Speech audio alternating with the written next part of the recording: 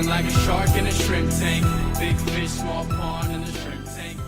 Hey everyone, this is Mark Scribner from the Shrimp Tank with my co-host John Warner from Link Ventures. This podcast is sponsored by Link Ventures. Their tagline is helping entrepreneurs reach their grand ambitions. An awesome company, and John is at the front and center with his network and out there with his TEDx. Today we have an amazing guest we're going to bring on in just a quick second. His name is Todd Cooper from New Arca Labs. I want to remind all listeners, the Shrimp Tank can be followed on anywhere basically you can get your podcast: Google, Stitch, SoundCloud, Apple, iTunes. We are nationally syndicated through iHeart. We are in 13 cities. There's about 4 more that are coming pretty soon. Also syndicated in Canada at the moment. We'd love to get your followership. So if you could just smash that like button and the subscription, that will alert you to this show, all the other shows across the country. It's become the fastest growing entrepreneur podcast via iHeart. So it's definitely got some great traction. With that said, I'd love to bring on Todd. I met him. He did a speak with John Warner's event a couple of weeks ago at TEDx MIT.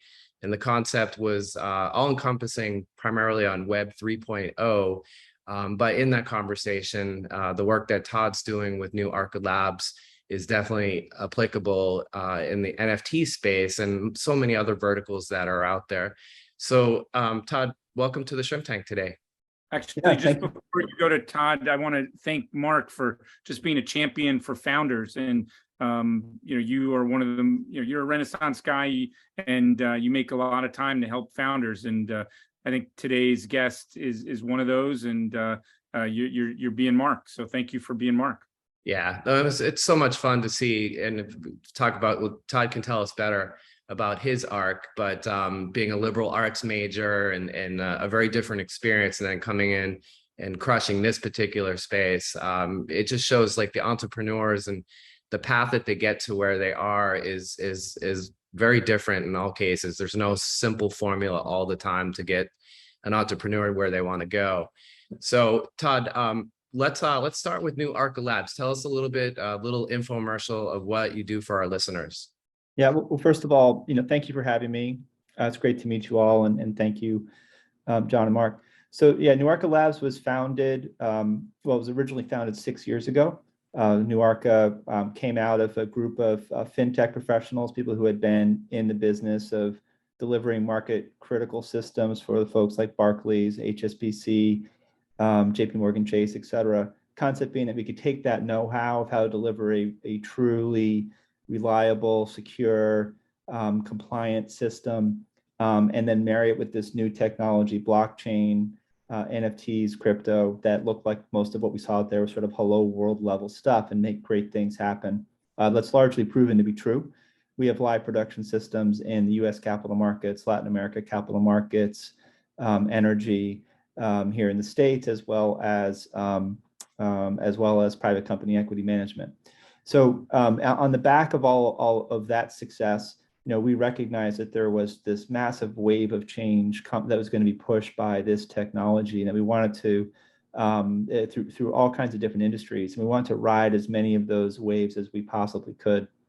So we fashioned ourselves in such a way that we could take advantage of that, and spun up 15, 16 different use cases to see what might happen and which ones would stick. We had put together one specifically around using NFTs and the concept of fantasy sports. Back in 2017, we felt the market wasn't ready. We put it on the back burner and had picked it back up in late 2020 with the Washington football team, now known as the Washington Commanders. And then, of course, Top Shots hit in 2021 and kind of blew the lid off of everything. And we really saw that as the moment, or the mark of the moment where NFT technology, crypto, blockchain was going to have an opportunity to go mainstream and sort of break out of its relatively small echo chamber and really have a sweeping opportunity to address a large part of the larger community, both in the U.S. as well as in the broader world. And so we're all in, and we developed this concept that that this is really about. If it's really about everyone else in the world, not just crypto enthusiasts, then it has to be for the, sports have to be for the everyday fan. Art has to be for the everyday art fan, the everyday person who appreciates art. Whoever's listening to music has to be the everyday music fan. And for us, living in Boston, the everyday fan is the Boston Bruins fan who's got his gear bag in the back of his car. He's got his stick in the car, and he's going to the 11 o'clock beer league game, and then he's getting up the next morning to go to work. That guy doesn't own any crypto. That guy doesn't understand or really care about what an NFT is. He's certainly not going to set up a MetaMask wallet, but he loves the Bruins, right? And he'll do anything to meet Marchand and Bergeron, before they break those two guys up. And so how do you make it fun for him? How do you make it fun and easy enough and low friction enough that he can participate in this new economy, get closer to the action, own a little piece of that action that he craves and adores, and make it so that it's fun and a participatory event for him, right? So it's helps him become an even more passionate fan of the Bruins, and a passionate fan is a profitable fan. That's great. Thanks for the overview. Just at a high level, it's another one of many ways to consume or to make it exclusive, but why is it so different than just saying, buy like a subscription or join a VIP club? Like, is it all about rights management or like, the phones, the tablets, like people can, screen share, but why is this something that you think has some runway? Yeah, so there certainly are rights are part of it, and it's a really complicated mess of rights everywhere. And the NFT, the entrance of the NFT as a way of monetizing those rights has created a lot of different additional conflicts and a lot of different additional leverage points particularly for the end athlete. And you're seeing a lot of waves push through all different sports. But really, it's about the fun factor. It's about a new way to recapture some of the fun and some of the excitement that has been forgotten, really, in the connection to the teams themselves. So if you think back when we were kids, and I'm roughly thinking we're all in the same age, we're all early 30s, right? So 50s. yeah, give or take 20 years. And so when we were kids, we probably collected baseball cards. I know I did. Although I live in the Boston area now, at the time I was a Yankees fan. And I remember the '79 Yankees, and I remember collecting cards, and I knew everything about all those players. You knew the back of those cards inside out. You wanted Thurman to Munson. May you What's rest that? in peace. Thurman Munson, 77. No, Yeah, Thurman Munson, Reggie Jackson, that whole crew, and you Ron and you, Guidry. yeah, exactly, and you wanted to know, and you knew everything about them. You knew their whole history.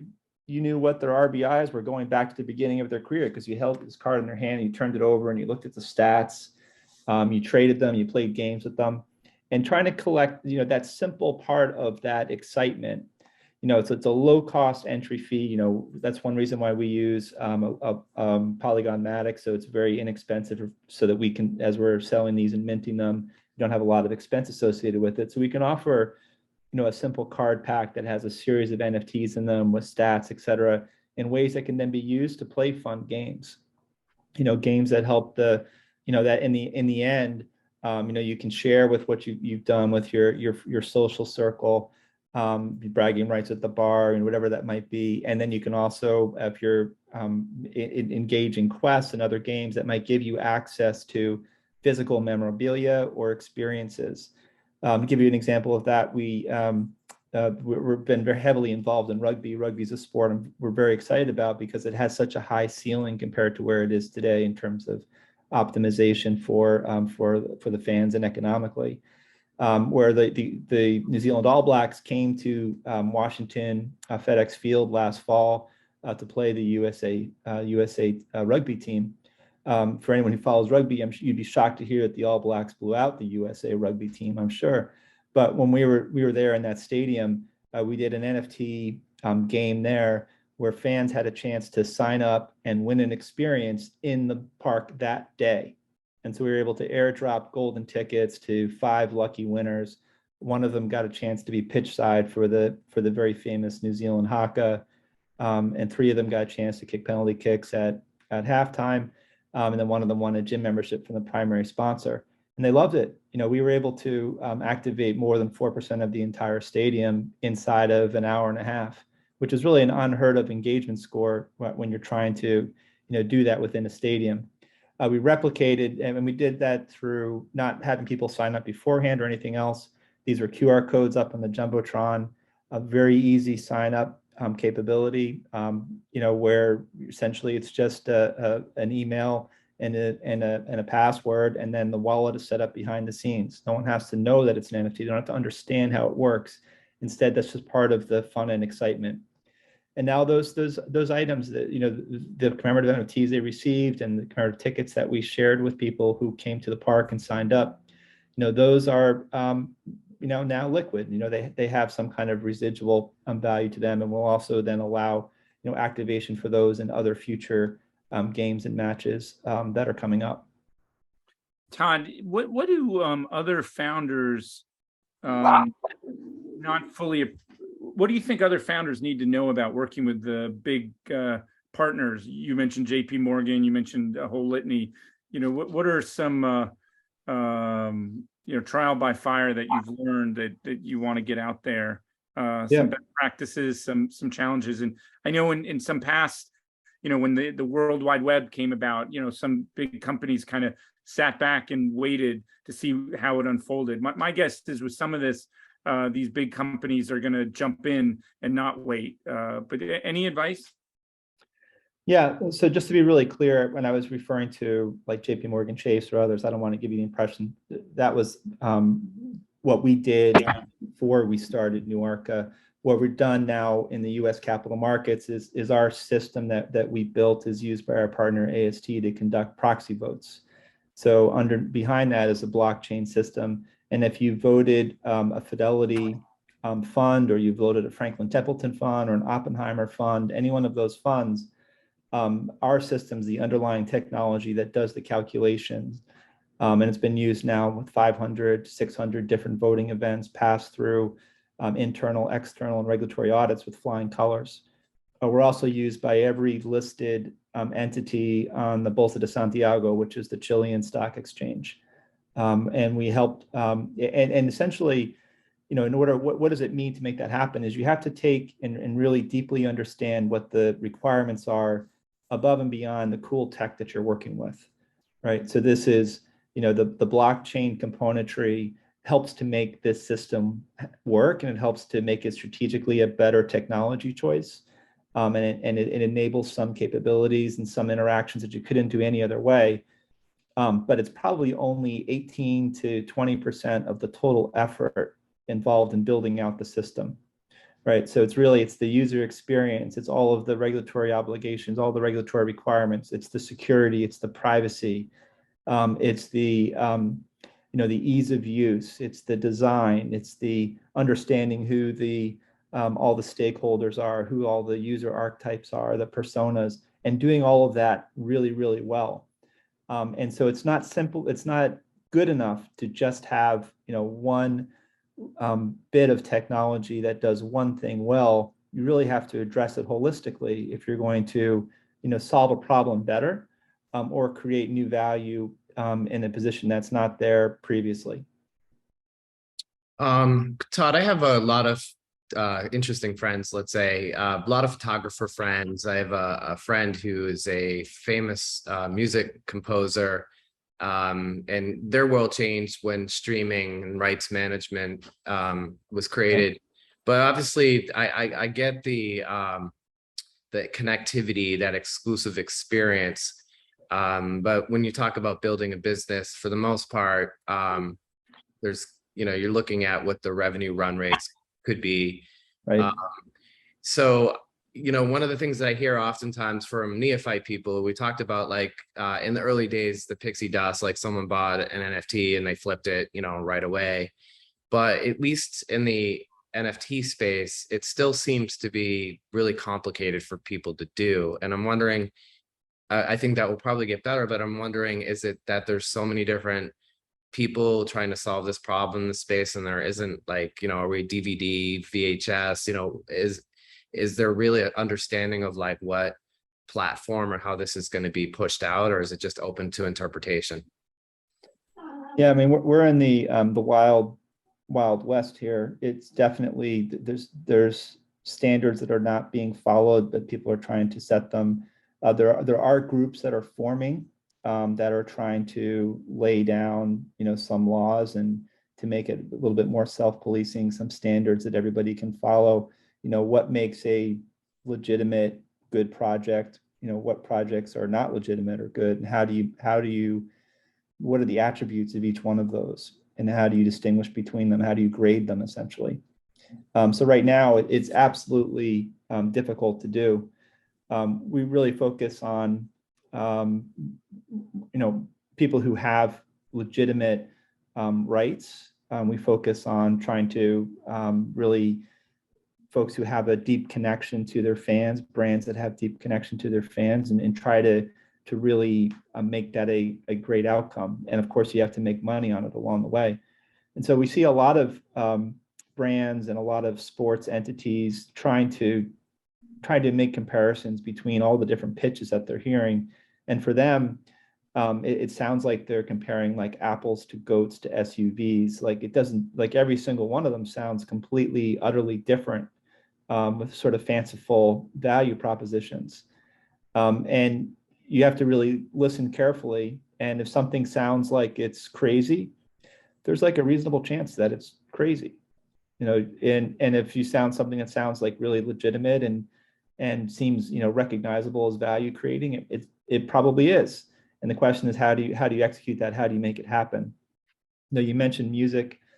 Music is one of the most complicated royalty schemes and mechanisms in the world, right? It's really, really hard. In fact, we dug deeply into music royalties because we have an analog to that in our energy business, where we had done royalties for oil and gas mineral rights, and it's somewhat similar in terms of how it works and the complexities surrounding it. And what we found is that it's just so incredibly broken that there's not enough sort of blockchain mortar that you could put around all of those bricks to make it work. And so, but what you can do is you can establish a new mechanism for making that happen. So we have a white label platform that's very easy to push towards different brands. And one of the brands that we'll be working with and announcing the next couple of months is a long-standing artist, musician, who has never released anything via a label and instead has only done direct sales. And so we will be pushing direct sales, and the mechanism, instead of just simply downloads, will be NFT. We'll represent the music and fans will be able to own music through the NFT. And that completely changes the model of how you listen to music. So you're announcing that you signed up Kanye today? We definitely did not sign up Kanye, just to be very clear. Let me ask a follow-up question. I've been to the Stone Pony where Bruce Springsteen played. How is the future Bruce Springsteen going to be discovered through some of these tools that you're enabling? Yeah. So I'm originally lived in Freehold, New Jersey. So if you're a Bruce fan, that's Bruce country. And so I appreciate you using that. We didn't talk about that beforehand. I gave a talk at Asbury Park, but I pulled an all-nighter at the Stone Pony. So yeah. So what's interesting is, how did people find Bruce to begin with? He kind of came out of the, out of playing all of those clubs in Jersey and Pennsylvania, right? And people talked about him, and then he got a reputation, and then he got a record deal, and his reputation then, exploded, through some of his great early music that people really bit into, and then sort of went even further once he had that kindling in place, and he put out the Born in the USA album, and it just, became the massive global star that he is. But I don't think that those mechanisms are that different. So if you think about what a label does today, they kind of act like a angel funder, right? So they may put out, they may sprinkle, 100 different investments across 100 different bands, but they know that the odds are that only 2 or 3 of them are really going to hit. And there's mechanisms now, and there's new programs in place now where, musicians don't need as much help from labels. They don't need access to studios. They can do a lot on their own. They can do a lot more in their garage or their laptop than they could. And this also actually is empowering for labels whose business model's failing.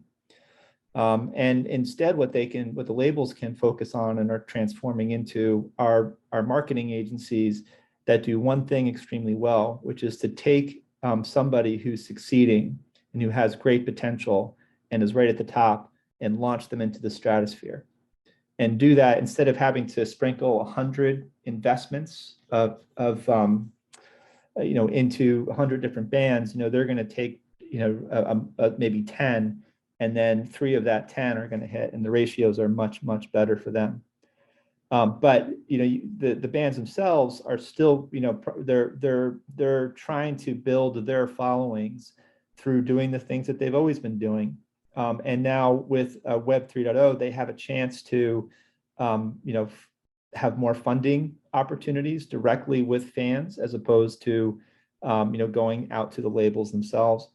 They have a chance to more directly maintain creative control over their vision. And they have a chance to maybe even directly monetize their music, as opposed to getting just this small sliver of revenue that comes out of every time one of us plays their song on Spotify.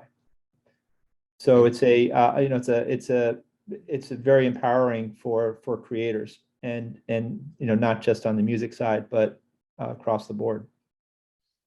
So Todd, I'm curious, if you were to say walk into Notre Dame tomorrow, because there's a lot of talk about name, image, and likeness in college sports. It's starting to become pretty popular. If you were sitting with their PR firm or their digital marketing, like what suggestions would you give like an entity like that? And sorry if it's the wrong sport, but I'm just curious. Yeah. So what's really interesting is, well, there's a lot of different aspects of the college NIL changes. Or Stanford.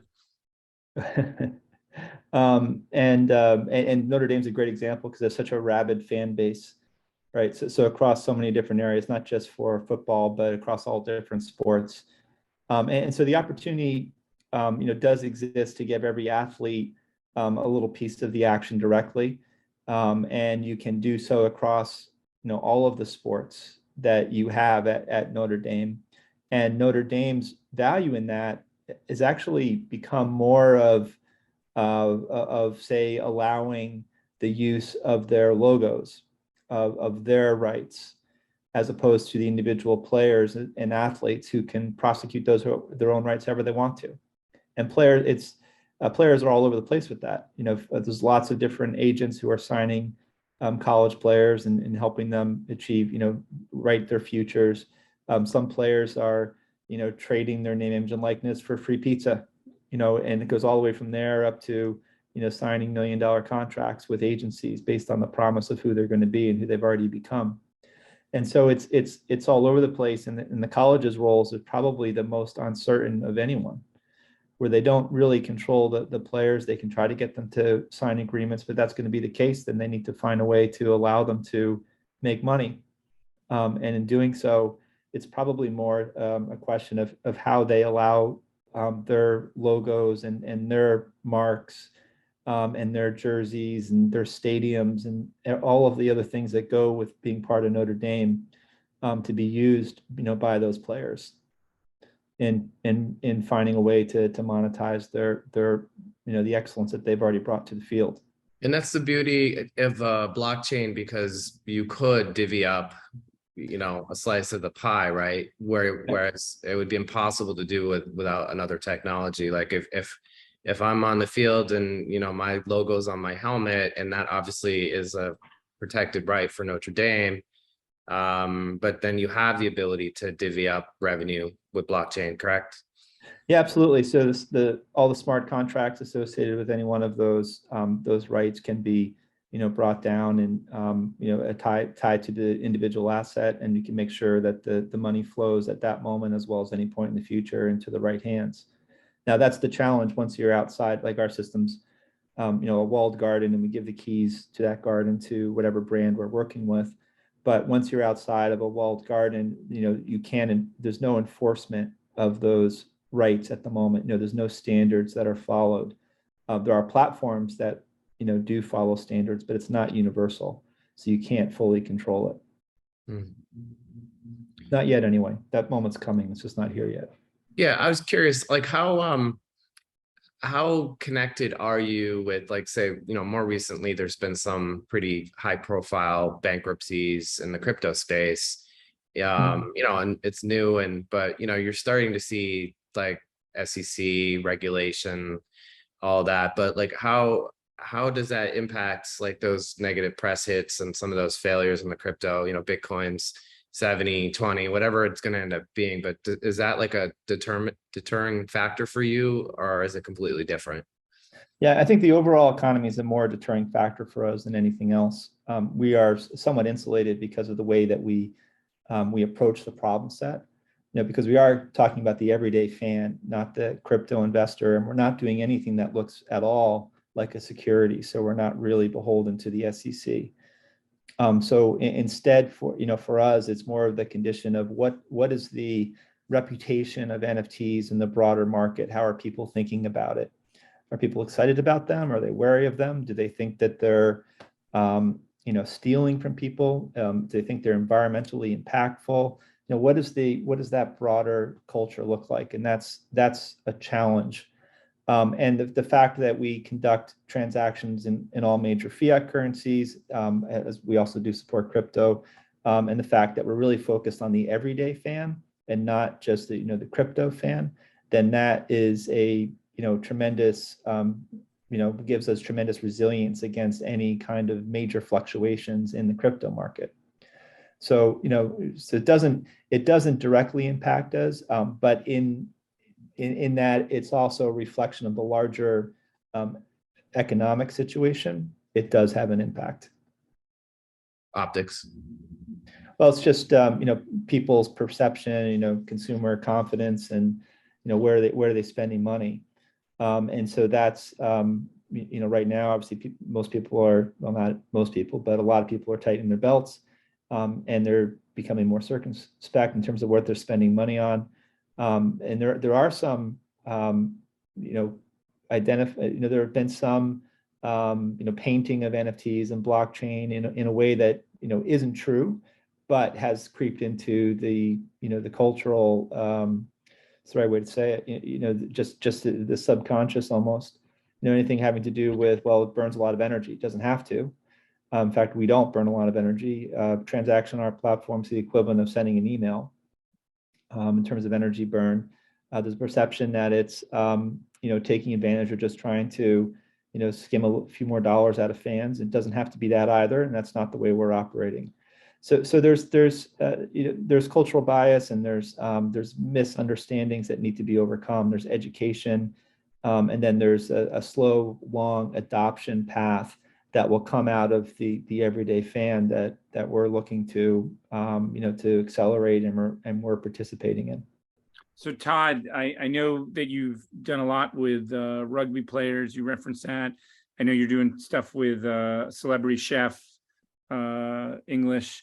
I'm curious, who are some of your dream potential clients? I also think as the future of fans evolves on how people follow sports, you're in a good place. In the NCAA, allowing college athletes, and I think we referenced this with the Notre Dame question, empowering them that there's a new normal. Who are some of the people you'd like to work with? Is it female athletes? Is it certain sports? Is it certain networks? Yeah, Like DraftKings or something like that, Yes, so definitely rugby is a great example. So rugby is this, I mentioned earlier, it's a massive sport. It's the third largest sport in the world, 800 million fans, but it has a long way to go on the maturity cycle to becoming as optimized as like the NFL or Major League Baseball or the NBA. So right now it's heavily balkanized, and there's lots of different brands around the world.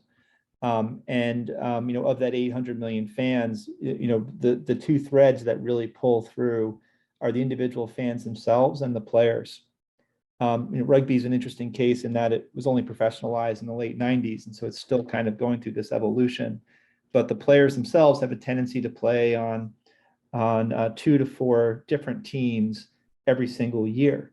So they're going to play on their national side if they're playing for, England or Scotland or, South Africa or, New Zealand, whoever it might be. Then they're going to play for a pro team. There's a new pro league here in the US that we're working with, Major League Rugby. That's absolutely fantastic. And then there's multiple pro leagues in Europe. There's multiple pro leagues in the Southern Hemisphere.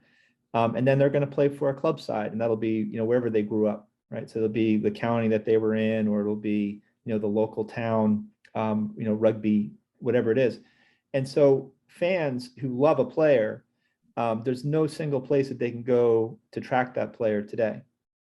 And so we see the opportunity to pull, the rugby universe together and have a place where the rugby fan can follow, Damien Diolende as he plays for South Africa, and then as he plays as a pro and as he plays on his club team and all the great things that he does and he accomplishes.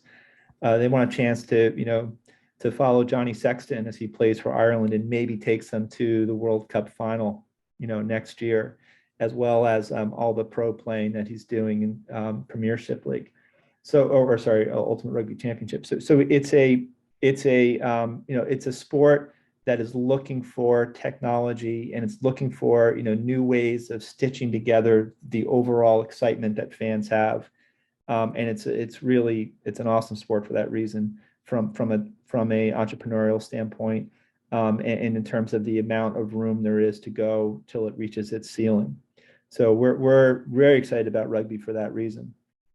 I could see something like DraftKings, for example, like, if you're betting on a individual stat of a player, but then you have an extra unique experience if that person made you money or not, but I could see it makes sense to me. Those partnerships can be built off. There's so many different verticals that could be developed around. I'm just thinking of online sports betting at the moment.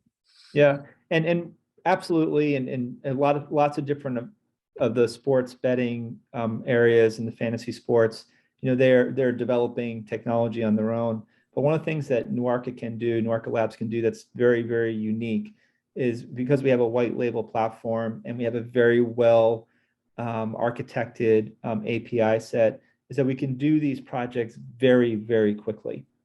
So like with Major League Rugby, we signed a contract with them, and within 2 weeks, the platform was live and it was ready for their championship final. Working with a restaurateur that we'll be announcing in the next couple of weeks, we started having a conversation with him, and within a month, the site was live, and he's able to make that happen. So there are a lot of folks like whether it's DraftKings or others that if we were working with them, we could help them realize their vision much sooner. We can do it in a way that's very secure, very compliant, and very and very well aligned with the environmental pressures that they feel from their fan base and from their customers and from the brands that they work with and all the players. So that's part of what we're doing now is reaching out to all of these different adjacent potential partners and really helping to educate them on what's possible, so they don't have to go out and reinvent the wheel. We have a platform that's ready to be integrated. Think of us as like the Shopify of these NFT experiences. Well, what there was some, I don't know if it was just because of leverage, but I just think case in point, like Phil Mickelson was up in arms about the amount of money that the PGA was making on name, image, and likeness and things like that. So do you see like a wave? I know what's happening at the NCAA, but it seems to be like now people understand, Phil's like, I don't know how many billions he alleged that the PGA was making from those types of things. But is it kind of like the employee market right now, where they have the leverage with their respective employers or partners? Yeah, no, I think NFTs, and just by the very nature of them focusing on the individual, and particularly with the images that are associated with it, the players do have, and the athletes have, additional leverage, more so than they have ever in the past, and they're using that leverage to try to gain better control over their rights. absolutely is happening everywhere in every single sport. And this is, yeah, and so we see that absolutely everywhere. That's great. We're about to wrap up because we want to be conscious of your time. For our listeners, I just would remind everybody, we'd love to get your followership and subscription. But Todd, your bio information will be in the body of the show, but what's the best way to get a hold of you? You know, the LinkedIns, the socials, just curious. Yeah, so you can follow us on any of the social media channels at Nuarka Labs. And the best way to reach me directly, you can just email into todd@nuarka.com. So thank you. Todd, you're doing great work, and I look forward to you to see you pushing the envelope of what's possible and inspiring a generation of creatives. So thank you for your work. And Mark, as always, great to co-host with you. I've been feeling like a shark in a shrimp tank. Big fish, small pond.